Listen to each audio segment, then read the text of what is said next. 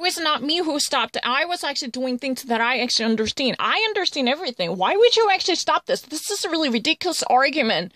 I do not really need to repeat any of this message. I never watched it in between more than once. This is really, again, abusive charges. I have never actually watched anything more than once. I only watched this. Don't fucking try to actually lie to me. I'm going to take a picture to demonstrate that. I wasted no second in between. Once the actual camera was turned off, I immediately pressed this button again to record it because this camera is really crazy. So it actually, put me through this type of ridiculous harassment. I never actually, stopped it. It was not my idea because I understand everything. David Perdue is simply rubbing nose. He's been just actually mocking people by evading proper questions. He just simply dodged it. He claimed that he was exonerated from the federal investigation when he's subpoenaed portfolio of investment was already looked into by the federal investigators, and there was no single evidence that clarified his innocence according to John Ossoff. Because John Ossoff said that he knew that David Perdue was behind the scenes ordering this immediate mass buy-off and sell-off. He was really at the whim to control what would happen concerning his business portfolio.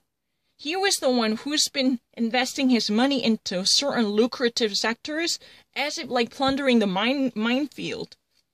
He claims that there was no single documented evidence that might actually testify his guilt.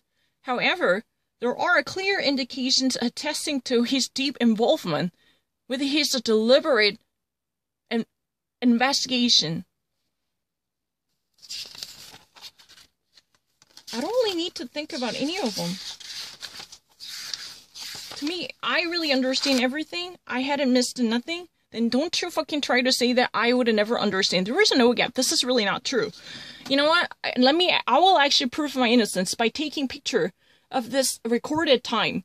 That means once there was immediate cut off, I understand the first portion. I never wanted to stop the video recording, but it was actually taken place by unforeseeable accident. It was not mine. Somebody actually cut off this video recording to put me under suspicion of having watched this more than once, but I have never watched it. Because to me, it's very easy. Let me actually mention all the things. So right now, majority of Georgians truly leave with their credit card maxed out.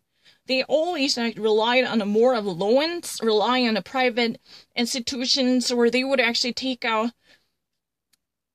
more money from the refinancing sources because they cannot afford more premises or they cannot actually have more of a decent income, but they would actually already reach the 20 to 30 capacity. But this would also be overstretched. They actually leave well beyond the 20 to 30 percentile of a capacity that would normally be expected because they were always asking more money. If they cannot find the proper sources to take out loan or extend credit, then they've been actually reaching far beyond to simply wanting to pay off the bill, relying on refinancing. There are credit cards that are maxed out. They have used their different plastics. They can no longer rely on one single mortgage loan or any type of additional financing sources. So they take out money from different organizations. So they're normally the average, the capacity of the financing capability in the realm of a debt, that would already been taken up way beyond the average 20 to 30 percentile. Because this capacity is already estimated to be 20 to 30, but it's getting worse unless there is a stimulus bill. Because they cannot find any type of proper source of money that might empower their financial affordability. They cannot actually pay off any debt. Then their debts are constantly piling up. That's a problem. I don't really need to think about any of them. But meanwhile, what's been so heinous is that David Perdue blocked in a stimulus package bill that would have at least meted out more than $1,200 or the minimum amount of $1,200 per each family household. This type of stimulus package bill was denied. David Perdue blocked people from receiving any type of minimum stimulus money or PPE or any type of a payment that might actually boost the economy.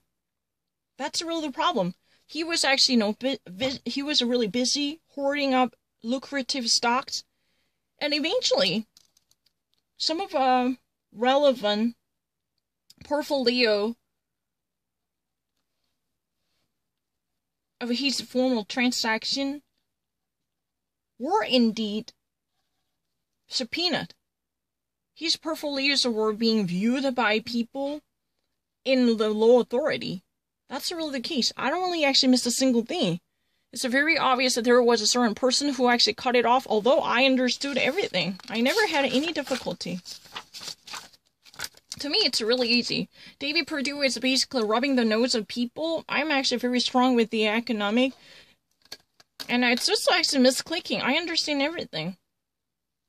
Let me actually, revisit what I just heard. I don't really need to do this, but I'm so angry right now because I never wanted to cut it off, but somebody actually stopped this recording. That's what made me so frustrated. Why would you do that? I actually never, I can actually prove that because I can take a picture of this video recording. That would have proved that when this recording was started, it would actually exonerate me. I never in between watched this video once more, watched this clip more than once, because there was no lapse between two different videos, which would actually prove my innocence. That I never actually, somehow clicked this again when the video was stopped to renew my understanding of this situation. No, there's no chance. I understand it at once.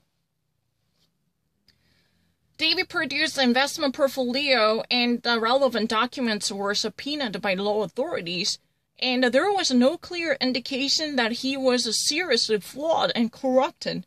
That was his argument. However, John Ossoff claims that there was something fishy going on because there had been immediate order given from his authority to sell off and buy off more of the stocks simply based upon the classified information, and there was a similar sense of moral misconduct.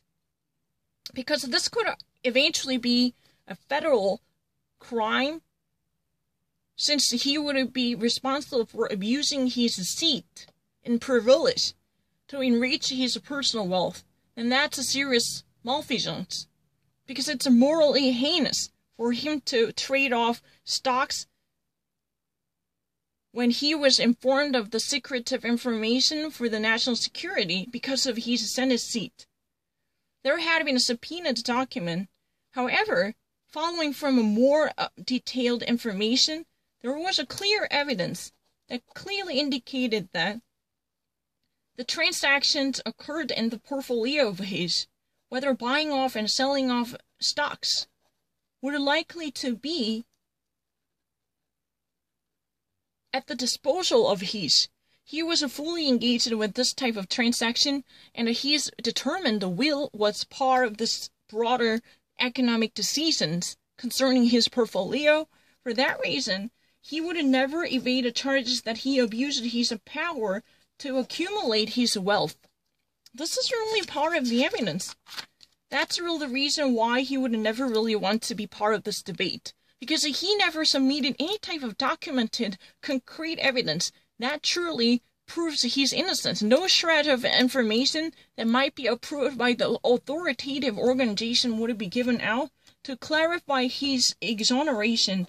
He said his acquittal can be easily proven, so there was no immediate prosecution because seemingly, namely, the actual ongoing investigation was dropped without actually having him charged with any type of accusation further.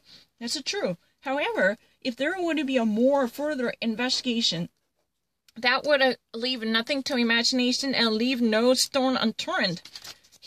There would be a more comprehensive inquiry into his moral depravity and a moral wickedness. Then we would all know that even though he claims that he was exonerated by the SEC's Securities Exchange Commission and the FTC, Federal Trade Commission, and FBI, because this is a federal crime, that he had never been involved with any type of improper behavior, extending his power to trade off stocks at higher prices. There was no indication he claims that. But if he ever would have faced much comprehensive investigation, then he would have definitely need to submit more of a documented information. And there is so far no shred of evidence, not a single paper that might clarify his acquittal in the legal system. He's just simply evasive.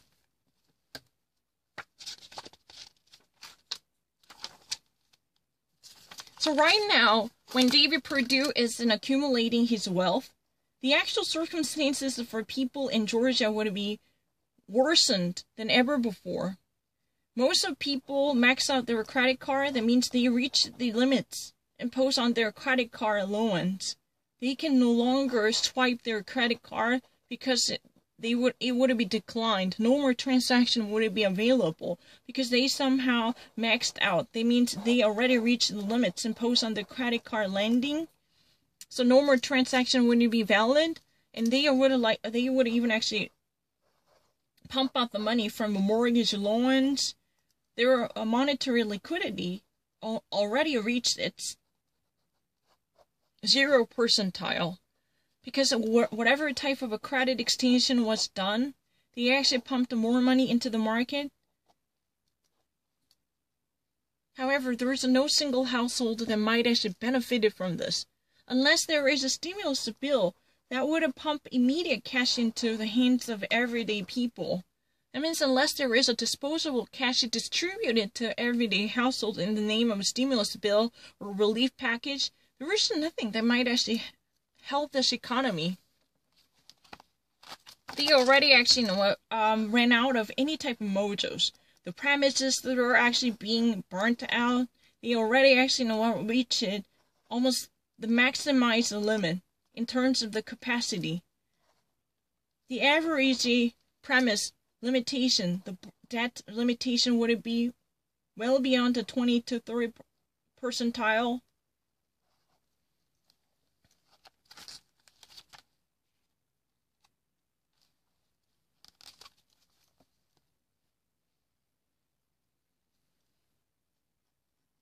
And most of people can no longer be considered for food stamps.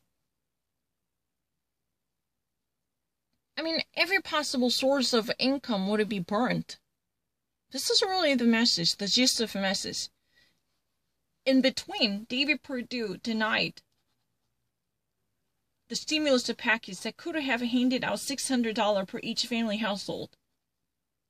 And this type of a rejection for the stimulus package truly reflects his moral depravity. It's not really misconduct or malfeasance as a high-ranking officer in our government. No, because he could not actually, give out more money. It's really like cartoonish character because this is so surreal. He's been actually so evil. While he's making money by actually, hoarding up the lucrative stock shares from the global pharmaceutical company or medical equipment suppliers, while actually selling off any type of plummeting shares ahead of time, relying on very, very privy and privileged information only allowed to selected people in our government. But that was supposed to be better serving the constituents. This type of moral wickedness should eventually be persecuted. Even though he claims that he was released from SEC, the Securities Exchange Commission, truly overviewed his portfolio by subpoenaing many of classified documents close to him.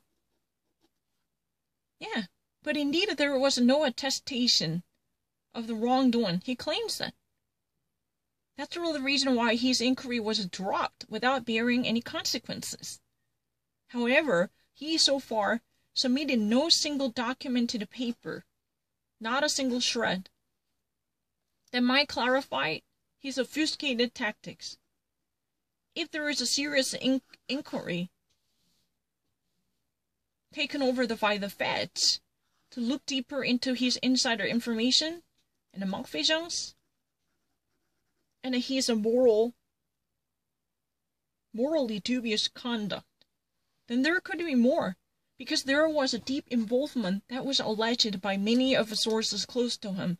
He was clearly aware of this current situation, and his approval was critical, leading to this finalization of the transactions under suspicion. Although he claimed and he pretended that he had no idea about the circumstances, but there are clear evidences which were withheld from the authorities, clearly signifying that he actually put down his signature, and he was deeply involved with the finalization of this transaction. That means he was the author who truly approved this immediate transaction, and that eventually secured the multiplication of his wealth and accumulation of his assets. That's really the evidence that he's been corrupt and he's been guilty, and for that reason he's been refusing to face this civil discourse, because the more he would have this kind of session with his opponents, who might really want to know what truly happened, and he would be afraid of being punished. And that's not the end of the story. He actually rejected many of his stimulus and relief bill in the Congress because of the political reason. That type of a destructive behavior would eventually ruin the domestic economy, because every household already reached their that's limitation. If there is any type of sequestration bill in their household, they need to face this dire consequence, because they reached the very extremity when it comes to extending credit. They already had a credit card limitation fully fulfilled. They maxed out the credit card. That means you cannot actually use a single penny more from that credit card. No matter how many times you swiped it, the consequence would be equal. Declined, declined, declined. They even already burdened with the heavy late payment fees or penalties, because they cannot find any different sources to refinance their debts. That means that there will be no revolving. They already burned all the bridges they have, so they could be a no more pathway to transaction. Needless to say that they have no quick cash. If something happens, they have no dollar bills to pay off whatever imminent emergency. Their premises in the financial market, that already actually faced the very dire consequences. Because that had also been, the premises, these are really the very fundamentals, but they're already foreshadowing another calamity. That every possible economic indicator clearly clarified the drastic catastrophe that could ever be imagined, because there is no money. They had already actually taken out the money from the mortgage. That means their house would be already eaten up.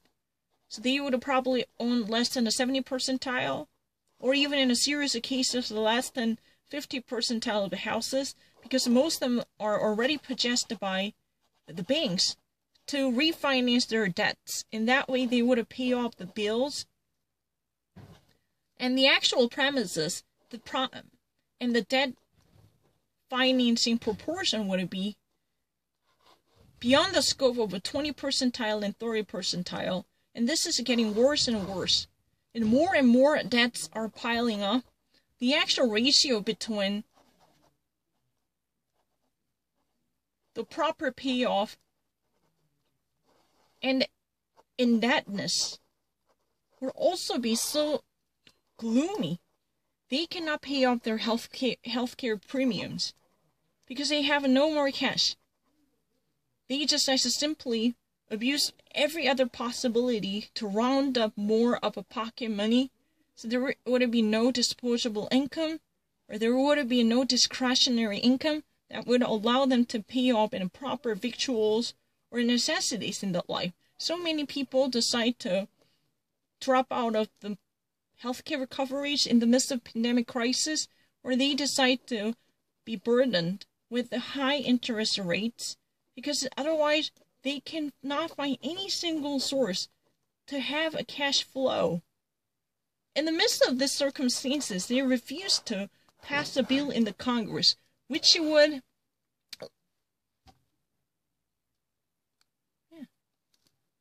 open up a cash flow. There would be no influx of a cash unless this immediate stimulus bill that would performing CPR. This would be the only way to resuscitate the dying down economy. The premises, they're all-time gloomy than ever before because more and more people want to be burdened without having any proper earnings and profits. I mean, this is what it is about. I never repeat any of them.